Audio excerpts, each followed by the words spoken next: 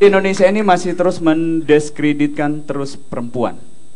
Peraturan-peraturannya aneh banget di Indonesia. Adalah nggak boleh ngangkang di motor. Oke lah, mungkin nggak boleh ngangkang karena takutnya pas lagi turun nih, naik motor nih, pas lagi turun begini gitu ya, takutnya begitu. Oke. Tapi kan kalau dia nggak ngangkang lebih jelek lagi, dia duduknya begini, pas turun dia begini juga. Terus aturannya yang aneh lagi apa ya? Tes keperawanan. Aneh banget. Ngetesnya gimana? Kalaupun ada saya daftar. Cuman ternyata setelah dilihat lagi, saya pelajari lagi, saya baca lagi berita, ternyata peraturan aneh itu yang menurut saya bukan di Indonesia, ternyata di negara-negara lain. Salah satunya negara Cina. Peraturannya adalah umur 30 tahun belum menikah itu dipenjara. Untung saya di Indonesia. Lu bayangin, ini aneh banget. Umur 30 tahun belum menikah, lu dipenjara. Yang biasanya nih kita sebelum ulang tahun jam 11, muka kita kok ekspresifnya tuh kayak gini kan. Sejam lagi nih. Wah, ada yang SMS nih, pacar, temen gitu. Kalau ini beda, kalau itu undang-undangnya udah diterapkan 30 tahun lu belum menikah di penjara jam 11.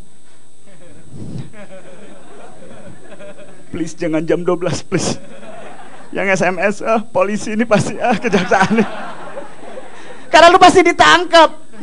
Dan kalau misalnya ini peraturannya diterapkan, aneh juga di pengadilannya nanti begini. Terdakwa,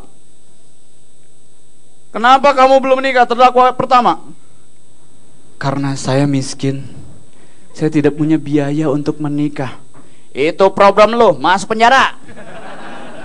Terdakwa kedua, kenapa kamu belum menikah umur 30 tahun? Muka saya jelek. Ingat ya, ganteng itu relatif, jelek itu mutlak, masuk penjara. Satu lagi, terdakwa ketiga, muka lu kan ganteng, muka lu ganteng banget, tinggi, putih, dan lu kaya, kenapa lu belum menikah? Pikir aja kali. Itu aneh banget peraturannya ya. Tapi ternyata ada yang lebih aneh lagi. Di negara Zimbabwe, tahu Zimbabwe? Tahu yang suka dipakai Zimbabwe? Itu jeans. Oke, lanjut.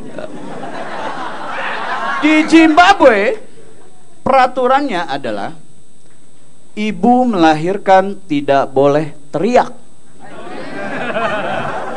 Aneh kan? Kalau teriak, ini bener, kalau teriak lu didenda $5. Kebayang lu ibu-ibu melahirkan tuh sakit. Sakit banget, saya pernah merasakannya. Ini didenda $5. Jadi kalau misalnya lu teriak $5 gitu. Dan pas di dalam, lu kebayang nggak? Kalau lu nggak punya duit, ibu-ibunya nggak punya duit. Kan sakit itu refleks ya, teriak pasti ya. Lu kalau keinjak gajah pasti teriak nggak? Kalau gua nggak pasti mati. Kembali lagi ke Indonesia. Di Indonesia ada sebuah daerah di Jawa, peraturannya aneh. Peraturannya adalah karena di daerah itu banyak yang bunuh diri di jembatan. Jadi pemerintah daerahnya membuat peraturan dan memasang spanduk tulisannya, jangan bunuh diri di jembatan ini. Kan aneh ya. Orang mau bunuh diri masa harus lihat itu terus dia nggak jadi deh nih. Aneh gitu ya. Berdua aneh juga. Misalnya ada orang nih lagi stres nih. Dia cowok lagi stres karena pacarnya kawin sama ibunya. Wah, itu stres banget tuh. Pas lihat gua mau bunuh diri nih, jembatan nih. Tulisan apa nih? Dilarang bunuh diri di jembatan ini. Ya, bunuh diri di mana ya? Ya udah ada jalan. Akhirnya dia nabrakin diri aja. Udah deh, gua nabrakin diri. Dang! Tetap jatuh ke jembatan itu. Kan akhirnya diperiksa sama polisinya. Wah, kamu bunuh diri di sini. Coba lihat KTP. Oke, umurnya 30 tahun. Kamu orang mana? Hanya, salah malah. Oh, kamu orang Cina yang belum kawin. Kamu bunuh dirinya jauh amat di sini ya. Ternyata orang Cina yang tadi. Dan peraturan aneh lagi. Sebenarnya peraturan-peraturan itu membuat saya bingung. Ya, pasti membuat bingung kan? Sekarang lu nggak boleh ngangkang. Kenapa? Bingung. Sekarang nggak boleh nikah umur 30 tahun. Nikah itu pilihan. Bingung. Terus juga lu melahirkan nggak boleh teriak. Bingung. Masa kalau melahirkan kita harus tersenyum?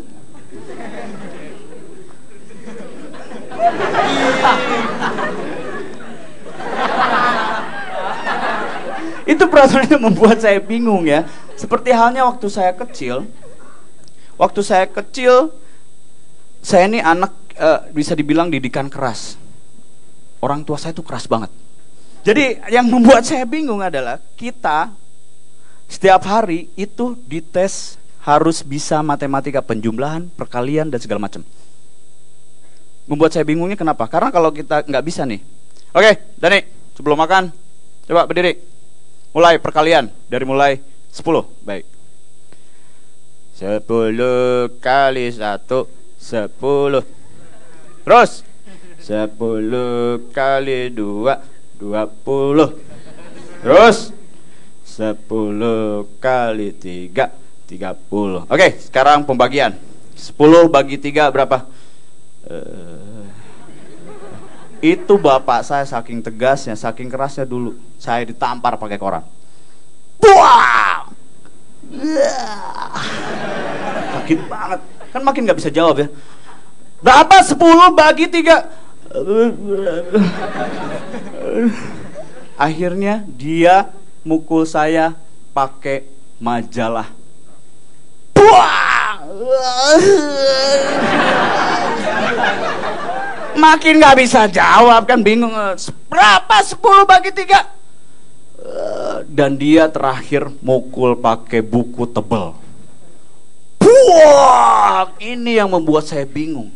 Saya bukannya cari jawaban 10 bagi 3 berapa.